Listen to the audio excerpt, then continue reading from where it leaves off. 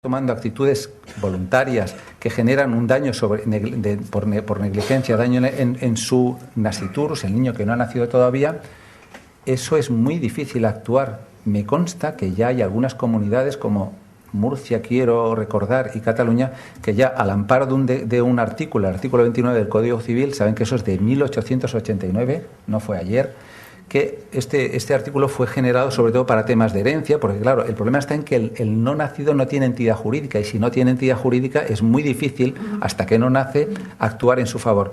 Pero el artículo, que yo creo que es afortunado, dice: el nacimiento determina la personalidad, pero, o sea, el no nacido por lo tanto no tiene personalidad, pero el concebido se tiene por nacido para todos los efectos que le sean favorables, siempre que nazca en condiciones que expresa el artículo siguiente, que es que tenga forma humana, etcétera. Bueno, quiero decir que en este sentido sí que estamos avanzando mucho para intentar por lo menos dar un paso más, porque lo que estamos haciendo ahora es que cuando detectamos esa madre que ha consumido sustancias de abuso o que ha consumido, ya sean legales o no legales, ¿no? El tema del alcohol es un tema muy importante, es tomar ya medidas de protección sobre el recién nacido, pero muchas veces ya hemos llegado extremadamente tarde.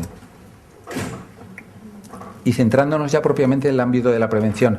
Mire, yo trataba de poner una analogía que usamos mucho en el término de sanidad. Cuando yo me planteé esto, mire, por ejemplo, les voy a poner el tema del cáncer de cuello uterino, es un ejemplo fácilmente entendido. La prevención primaria es la que haríamos con la vacuna a toda la población, ¿no? Y la prevención secundaria la que haríamos mediante la citología a determinada edad, a determinado tipo de mujeres, especialmente mujeres con práctica de riesgo. O en tráfico también, ¿no? Las campañas de la televisión serían prevención primaria, y los controles que ponemos cuando se sale de alcoholemia en los locales de marcha, pues seguramente sería la prevención secundaria, la población de riesgo. Pues en este ámbito, yo lo que me interesa resaltar es que lo que nos importa sobre todo es hacer sobre todo la prevención primaria siempre, pero los resultados van a ser a muy, muy largo plazo. La prevención secundaria también, pero sobre todo dentro de este aspecto detectar.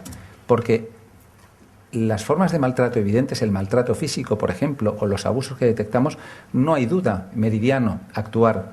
Entonces, la prevención primaria, que podría ser la que hacemos durante la población general, debe hacerse sistemáticamente en el ámbito sanitario y no sanitario.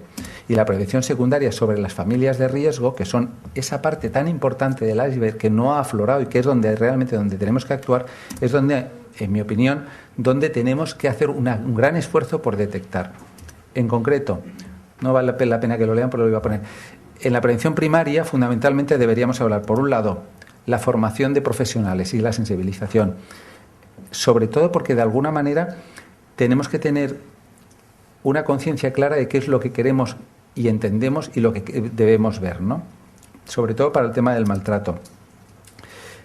En el tema de que las mujeres, cuando quedan embarazadas, que tengan una formación adecuada sobre, de alguna manera, las habilidades que tienen que tener para manejarse con sus hijos, especialmente en las madres más jóvenes, ¿no? Esto ya digo, hablando de prevención primaria, de toda la población en general. Las escuelas de padres o las escuelas comunitarias, sobre todo centrarse desde el ámbito, ya digo, de la acción a nivel sanitario, insisto, por ofrecer lo que son los valores de la paternidad, del respeto a la mujer y el respeto a la infancia, ¿no? La prevención, evidentemente, de los embarazos no deseados, ¿no? Estos días hemos asistido a comentarios mediáticos con determinadas situaciones que no viene al caso comentar, pero que evidentemente han dado muchísimo que hablar, ¿no? La empatía.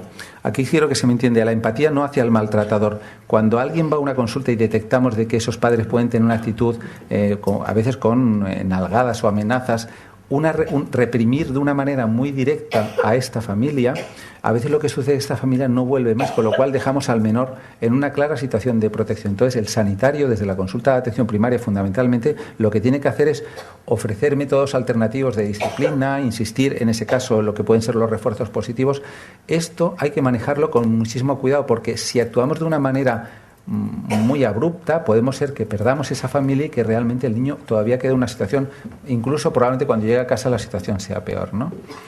Y muy importante, el propio programa del niño sano, que yo creo que uno de los grandes avances en atención primaria, en lo que sería pues bueno, la salud pública en el tema de los niños. Hay una guía anticipadora, porque es muy importante que los padres conozcan qué es lo que deben esperar de sus hijos. O sea, puede ser perfectamente normal que un niño con 5 o con 6 años pues tenga una enuresis nocturna y se haga pipí en la cama, y no por ello por la mañana tenga que ser reprendido, castigado o amenazado, ¿no? Es importante que nosotros transmitamos cuáles son cuándo es esperable que un niño pueda tener una rabieta, y la puede tener, y de alguna manera eso tiene que ser explicado y el profesional sanitario tiene que transmitirlo. Y para finalizar aquí sería un poco cuando veamos de que hay actitudes que cambian por parte de estas familias, que nunca perdamos la oportunidad de reconocerlo y de reforzar un poco estas situaciones. En el caso de la prevención secundaria es más complicado, primero porque los cuestionarios diseñados para identificar las familias de riesgo o son poco sensibles, es decir, no identifican todos los niños, o son poco específicos, es decir, a veces identifican niños que no lo son, ¿no? Y que hay muchos falsos positivos, con lo cual automáticamente a veces identificamos, como comentaba antes, ¿no?, la madre que es politatuada, que automáticamente, teóricamente, puede ser una consumidora de sustancias de abuso durante el embarazo, ¿no? La madre, me refiero a la puérpera. Mire, no encontramos lo que no buscamos. Y por lo tanto hay que tener una actitud proactiva en nuestra metodología de trabajo, en el ámbito sanitario, pero también en el ámbito educativo, de buscar los síntomas sutiles de que cuando algo puede estar yendo mal y puede traslucir una situación de maltrato. Eso es tremendamente importante, porque probablemente es la gran parte de esa parte del iceberg que yo he comentado que estaba sumergida, la que hemos de buscar, ¿no? Situaciones como el abandono o el maltrato emocional son en muchos casos detectados si los buscamos. Si no los buscamos o si miramos para otra parte, de ninguna manera. El maltrato a la mujer.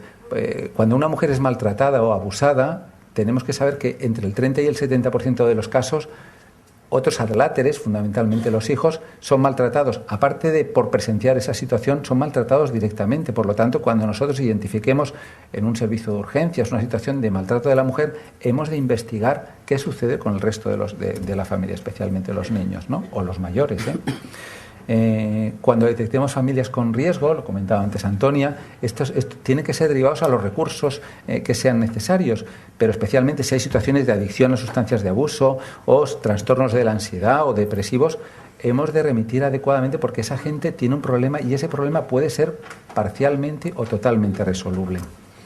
Otro tema muy importante, lo comentaba también Ignacio, cuando hablaba un poco de la intersectorialidad. Hemos de trabajar hombro con todos los sectores, con los trabajadores sociales de nuestro centro, con los trabajadores sociales de la zona, los trabajadores comunitarios, con el servicio de menores, con la fiscalía, que muchas veces tenemos, pues cada vez hay que hacerlo más, y probablemente de esa manera esa cooperación nos enriquezca y nos dé datos que de alguna manera sean necesarios.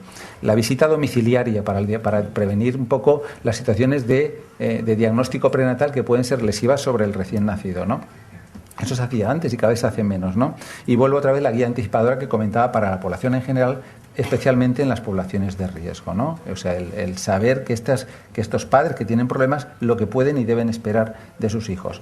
Y ya para acabar, lo que le quería es mostrar un poco la herramienta que nos hemos dotado, o por lo menos para que vean un poco cómo trabajamos, la guía de actuación en los casos del manejo de violencia familiar.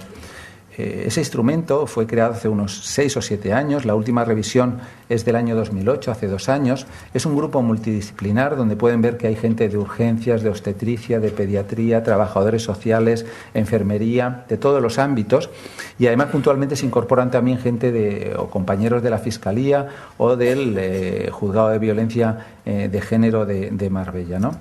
En el caso de la infancia es una hoja de ruta realmente, tiene un marco normativo donde nos dice un poco qué es la ley, qué es lo que hemos de cumplir, pero también habla qué situaciones nos podemos encontrar, qué acciones administrativas puntuales tenemos que hacer, qué acciones judiciales en su caso, qué decisiones tenemos que tomar en un momento determinado, ¿no? Y esa guía está colgada en la intranet, en la web, donde todo el personal de los servicios implicados puede consultarla y tomar de alguna manera pues la información que crea necesaria, ¿no? Es muy importante, la primera parte pone el ordenamiento jurídico, y lo saco un poco aquí a colación porque también en el ámbito educativo creo que también sería importante que todos sepamos de que la ley nos obliga, o sea, la notificación es una obligación de ley, la ley de enjuiciamiento criminal, o sea, por lo tanto, si no lo hacemos, estamos incurriendo en una ilegalidad.